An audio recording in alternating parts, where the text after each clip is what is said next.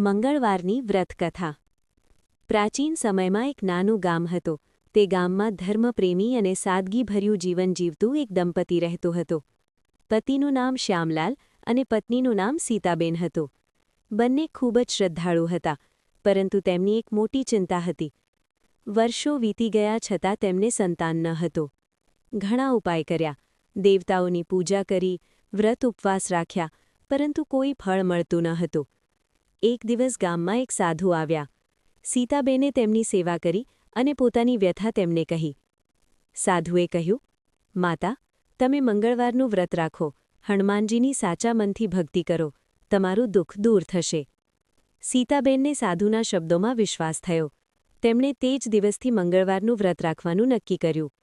દર મંગળવારે સવારથી સ્નાન કરી, લાલ વસ્ત્ર પહેરી, હનુમાનજીની પ્રતિમા સામે દીવો પ્રગટાવી, ચોળા, સિંદૂર અને ગૂળ ચણા અર્પણ કરતી. શ્રી હનુમાન ચાલીસા અને બજરંગ બાણનો પાઠ કરતી. શરૂઆતમાં મુશ્કેલી આવી. ઘરમાં અનાજ ઓછું હતું, પતિ બીમાર રહેવા લાગ્યા, પરંતુ સીતાબહેનનો વિશ્વાસ અડગ રહ્યો. તેમણે ક્યારેય વ્રત તોડ્યું નહીં. લોકો તેમને સમજાવતા, આટલી મુશ્કેલીમાં વ્રત કેમ? પરંતુ સીતાબેન કહેતી, હનુમાનજી પર મારી અખૂટ શ્રદ્ધા છે. એક મંગળવારે સીતાબેન બહુ જ થાકી ગઈ હતી. ઉપવાસ હોવા છતાં તેમણે પૂજા પૂર્ણ કરી અને કથા સાંભળી.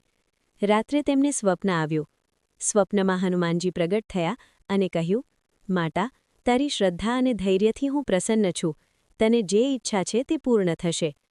થોડા સમય પછી શ્યામલાલના વ્યવસાયમાં સુધારો આવ્યો. ઘરમાં સુખ શાંતિ વધવા લાગી. થોડા મહિનામાં સીતાબેન ગર્ભવતી બન્યા. આખું ગામ આનંદિત થયું. 9 મહિના બાદ તેમણે એક તેજસ્વી પુત્રને જન્મ આપ્યો. પરંતુ કથા અહીં પૂરતી નથી. એક વખત બાળક ગંભીર રીતે બીમાર પડ્યો. ડોક્ટરોએ આશા છોડી દીધી. સીતાબેન ફરી હનુમાનજીના શરણે ગયા.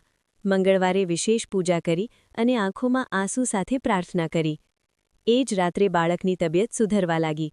થોડા દિવસોમાં તે સંપૂર્ણ સ્વસ્થ થઈ ગયો.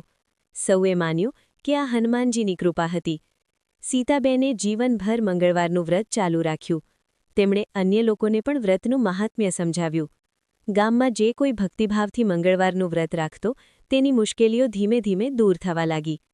કથાનો સાર: મંગળવારનું વ્રત શ્રદ્ધા, સંયમ અને ભક્તિથી કરવાથી હનુમાનજી પ્રસન્ન થાય છે, મનોબળ વધે છે, ભય દૂર થાય છે અને જીવનમાં સુખ સમૃદ્ધિ આવે છે.